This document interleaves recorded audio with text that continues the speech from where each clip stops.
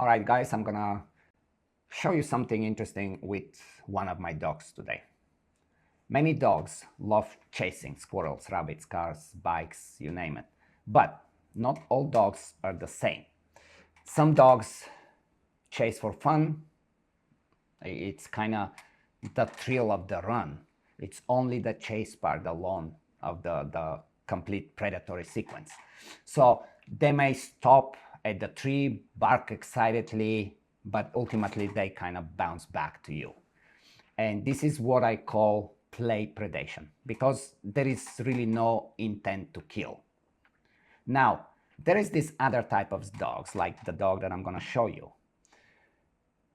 They chase with purpose to kill. They lock in hard. They stay frozen in a stealth mode for an hour waiting to strike, or just choose option B and go in a wildest chases, disregarding any obstacles along the way, never really thinking about self-preservation or anything. This is the full predatory drive.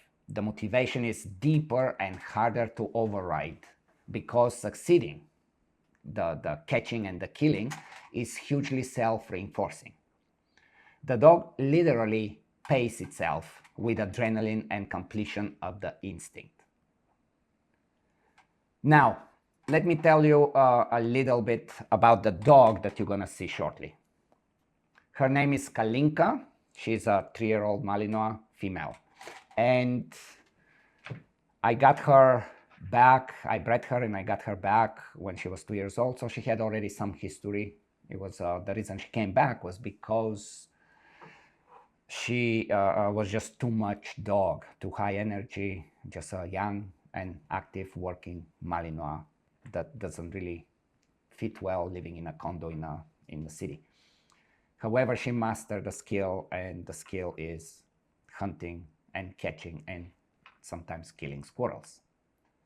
So the reason I'm giving you that background is because we need to make distinction between the two types of dogs, the one that play chase and the one that have very different intention. The force-free ways to control such behaviors are extremely limited, and they typically rely on few protocols: desensitization, counterconditioning, differential reinforcement, and what you would call predation substitute protocols.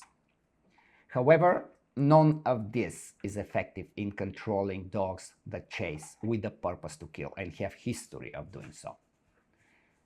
Let's look at the desensitization, for example. It's a protocol that gradually exposes the dog to the trigger in a bigger distance, or with a low level of intensity. So the distance, for example, is big enough to where the dog doesn't react yet, and gradually we start getting closer and closer to the trigger, a squirrel in our example.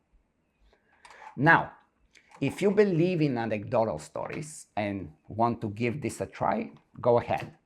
But keep in mind that desensitization is meant for very different purposes.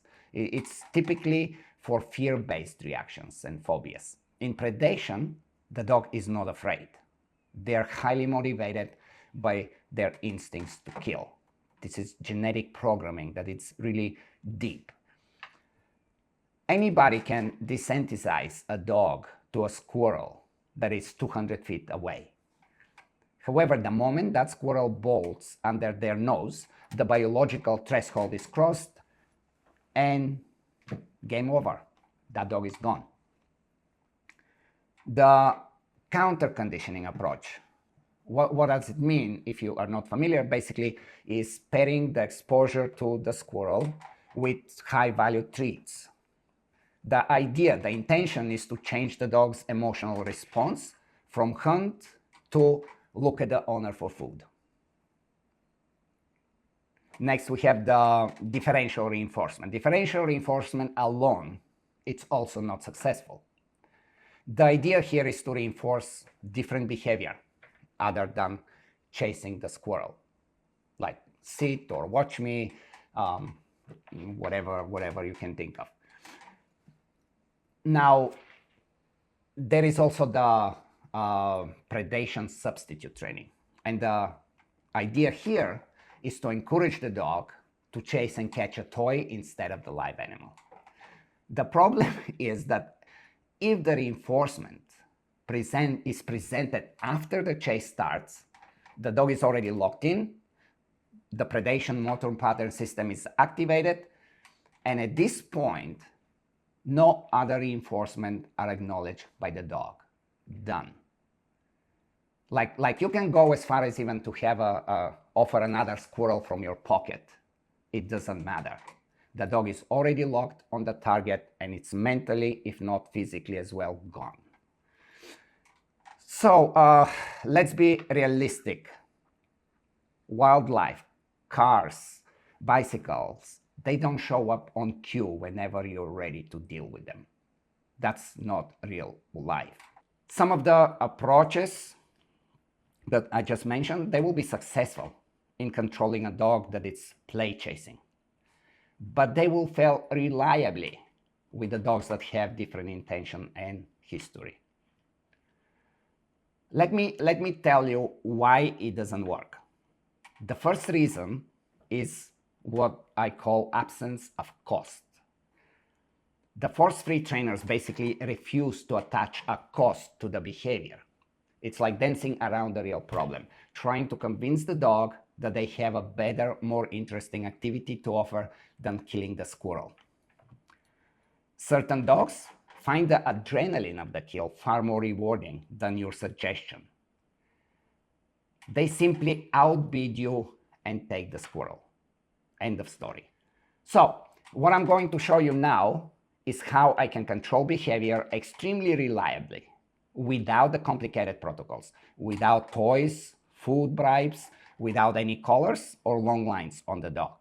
Just a verbal cue that stops the dog every time. In my case, I use the word no, but that's really a word that I choose. It doesn't matter which word you will pick.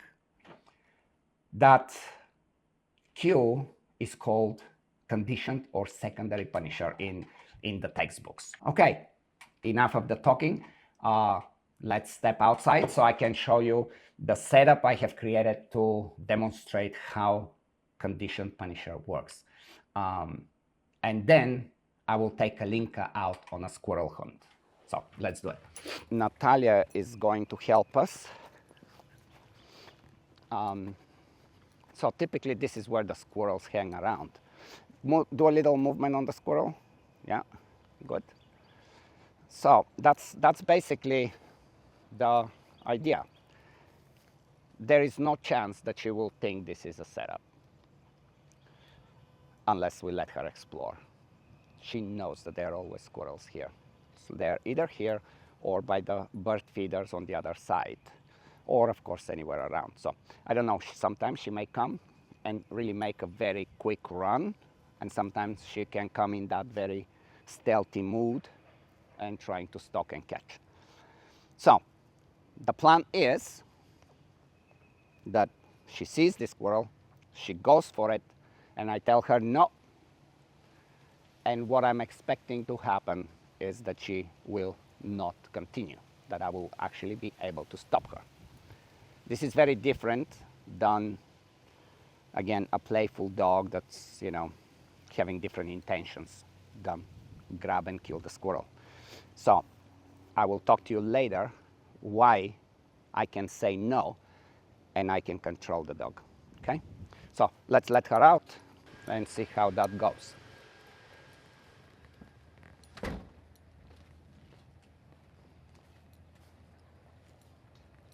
Kalina.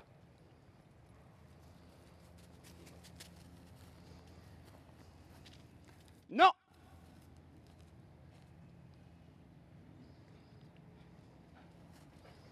Good.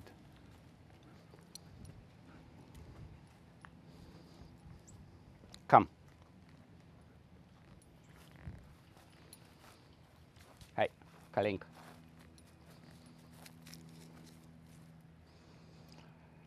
So now she knows where it is. She's This isn't moving. However, she does not go. The reason she does not go is because I have already told her that this is off limits. And it's very important. This is what we're talking when we talk about behavior control. Kalina, come.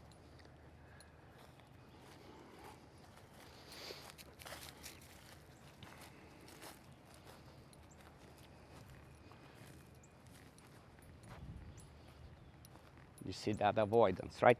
Kalinka. However, now I'm gonna let her be free and she will hunt anything else. Again, I can let her go and have fun, I can let her go and catch something, or I can control the behavior verbally without anything on her. That comes with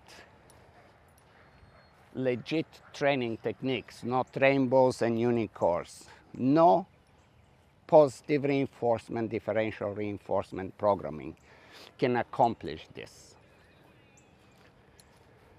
Kalina. Hey, mama.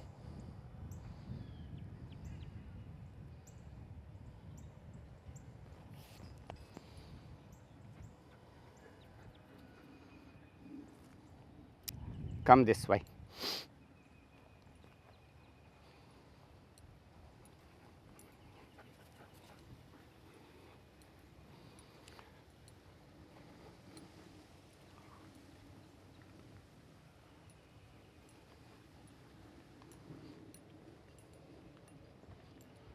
Kalina.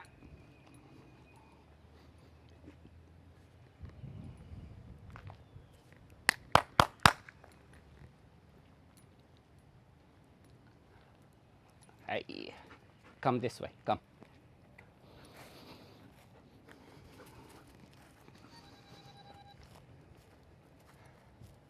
No.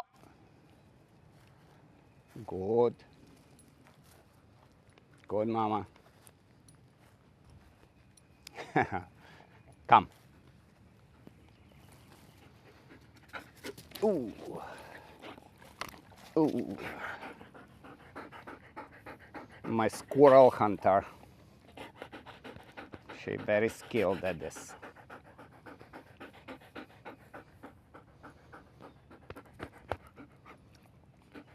Yeah. Here is how it works. The word no is basically paired with an aversive consequence. Over time, the signal alone stops the dog. You can think of this as a transfer of function. The no signal basically stops being just a sound and starts functioning as the consequence itself. When used fairly, with clear timing and the proper order of classical conditioning, it will provide fast, reliable control of behavior at the most critical times when you need it. It gives even the most problematic dogs true freedom so they can enjoy off-leash walks without the constant stressful managing. Now, for the all force-free advocates that believe that they can do that, it's very much impossible to stop a dog that has history of actually hunting and killing small animals through differential reinforcement, through counterconditioning, through desensitization, to have that kind of control of their behavior. This is absolutely not possible. That's all I wanted to show you. Leave comments and I'll be happy to discuss further.